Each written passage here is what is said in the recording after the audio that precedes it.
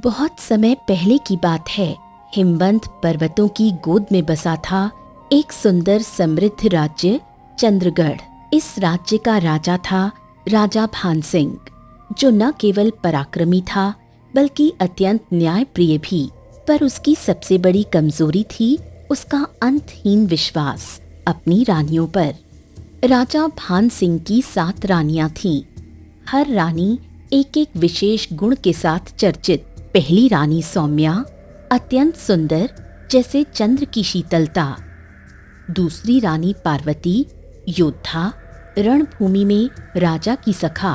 तीसरी रानी गीतांजलि, संगीत और कला की देवी।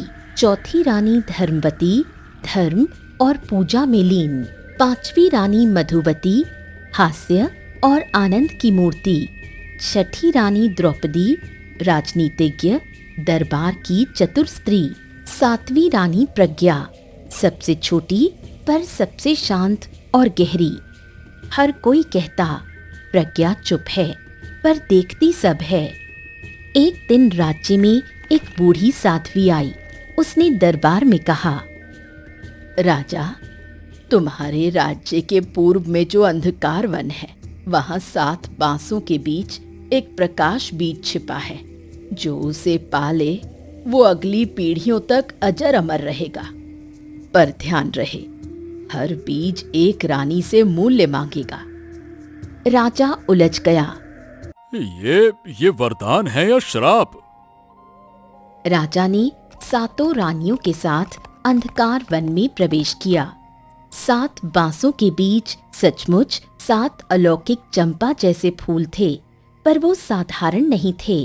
पहला फूल खिला और साथ ही रानी सौम्या बेहोश होकर गिर गई। फूल ने उसकी मोह माया खींच ली थी और वो हमेशा के लिए सामान्य हो गई।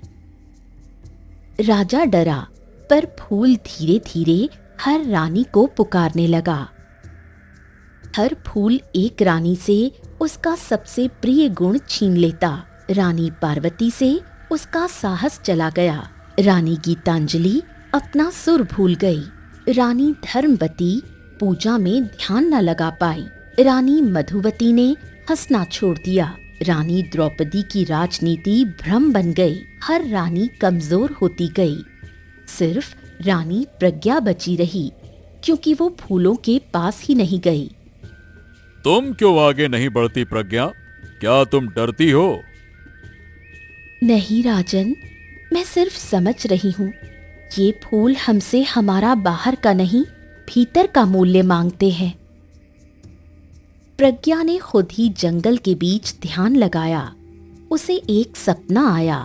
सपने में एक वृद्ध पुरुष ने कहा, राज्य का उद्धार तभी होगा जब राजा खुद किसी रानी के बदले में अपनी शक्ति देगा, और वो रानी वही होनी चाहिए जो स्वयं कुछ नहीं चाहती। रानी प्रज्ञा ने आंखें खोली। तो क्या मुझे राजा को बलिदान देना होगा? नहीं, उसे राजा को सत्य दिखाना होगा। राजा ने जब अंतिम फूल को देखा तो उसने कहा, मैं स्वयं इसे छूता हूँ ताकि बाकी रानियों को उसका गुण वापस मिल जाए।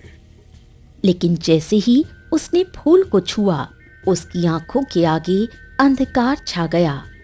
तभी रानी प्रज्ञा ने उसका हाथ पकड़ लिया। राजन, ये शक्ति पाने की लालसा का जाल है।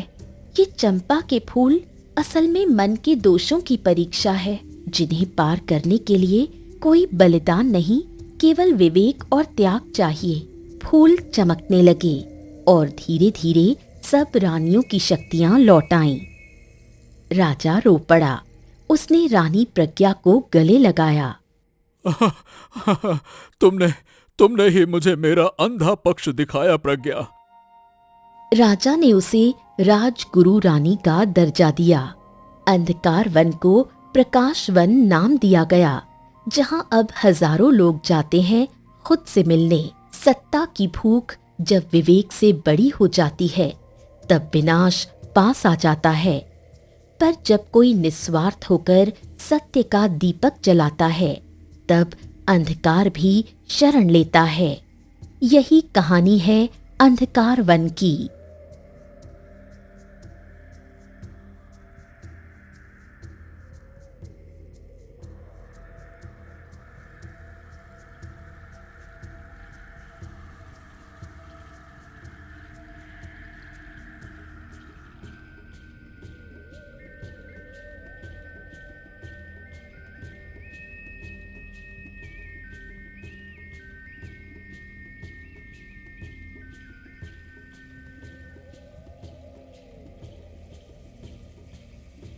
फूल चमकने लगे और धीरे धीरे सब रानियों की शक्तियां लौट आईं। राजा रो पड़ा। उसने रानी प्रज्ञा को गले लगाया। तुमने ही मुझे मेरा अंधा पक्ष दिखाया प्रज्ञा। राजा ने उसे राजगुरु रानी का दर्जा दिया। अंधकार वन को प्रकाश वन नाम दिया गया, जहां अब हजारों लोग जाते हैं खुद से मिलने। सत्ता की भूख जब विवेक से बड़ी हो जाती है तब विनाश पास आ जाता है, पर जब कोई निस्वार्थ होकर सत्य का दीपक जलाता है तब अंधकार भी शरण लेता है। यही कहानी है अंधकार वन की।